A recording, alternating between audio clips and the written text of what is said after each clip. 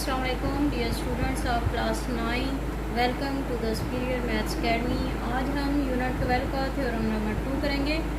ये थ्योरम 1 जो हमने किया था ये उसका कन्वर्स है। कन्वर्स का मतलब है उलट। उलट होता है कि वहाँ पे जो गिवन था वो हमें यहाँ पे प्रूव करना होगा और वहाँ पे जो प्रूफ था वो हमें यहाँ पे गिवन है।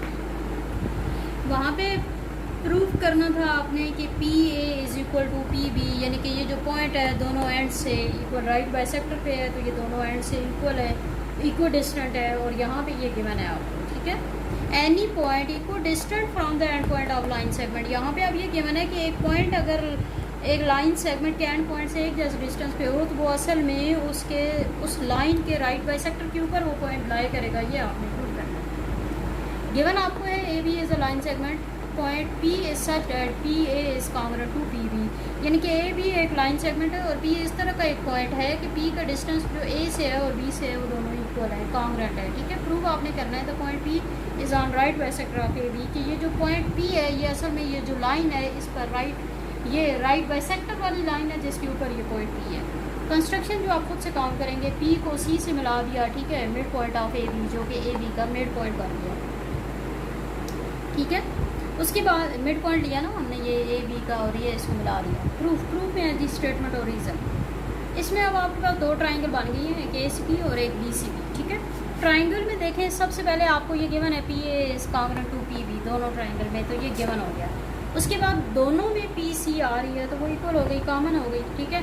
उसके बाद क्योंकि सी हमने मिड पॉइंट लिया हुआ है तो इट्स मीन कि ए सी जितना है उतना ही बी सी है, तो ये भी कॉन्ग्रुएंट हो गया। ये तीनों साइड कॉन्ग्रुएंट हो गई तो ये दोनों ट्राइंगल कॉन्ग्रुएंट हो गई, साइड साइड साइड पोस्टुलेट हो गया, ठीक है।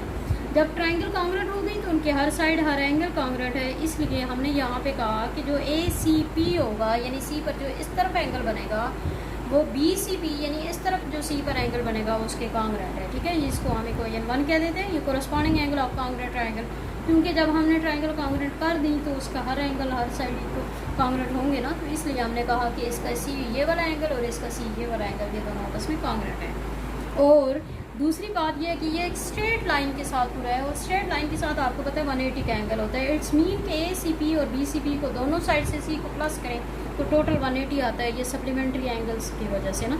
अच्छा, दोनों आपस में आपको पता है इक्वल भी हैं और दोनों का सम 180 है, तो इट्स मीन इसमें हर एक जो है वो 90 डिग्री का हुआ ना, 1 और 2 से मैंने ये बात देखी, ठीक है।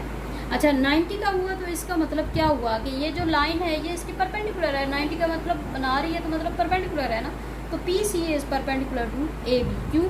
क्योंकि ए सी पी 90 का एंगल है इसमें। Also C is congruent to C B, एक तो ये परपेंडिकुलर हो गई और दूसरा हमें पता है कि ये मिड पॉइंट है इसका, यानी कि ये कॉन्ग्रुएंट हो गई। हमने राइट बाइसेक्टर की डेफिनेशन में पढ़ा था ना कि एक परपेंडिकुलर होना चाहिए और दूसरा जो है वो बिल्कुल मिड से वो कट करता है, यानी कि बिल्कुल दरमियान से उस लाइन को कट करता है। तो यहाँ पे फिर सी ए और सी बी कॉन्ग्रुएंट है और इधर से ये परपेंडिकुलर है, ये दोनों शर्तें यहाँ पे हो रही हैं, तो इस मीन के पी सी जो है वो आपके पास राइट बाइसेक्टर बन गया ए बी का और पॉइंट पी जो है वो राइट ए बी का जो राइट बाइसेक्टर है उसके ऊपर लाई कर रहा है, ठीक है। और यही आपने प्रूव करना था। देखें, point P is on the right bisector of A B, यही आपने प्रूव कर लिया, ठीक है। और हमारी इस वीडियो को अंडरस्टैंड करें, लाइक करें, सब्सक्राइब करें और बाकी लोगों के साथ शेयर करें। Thank you so much. Allah.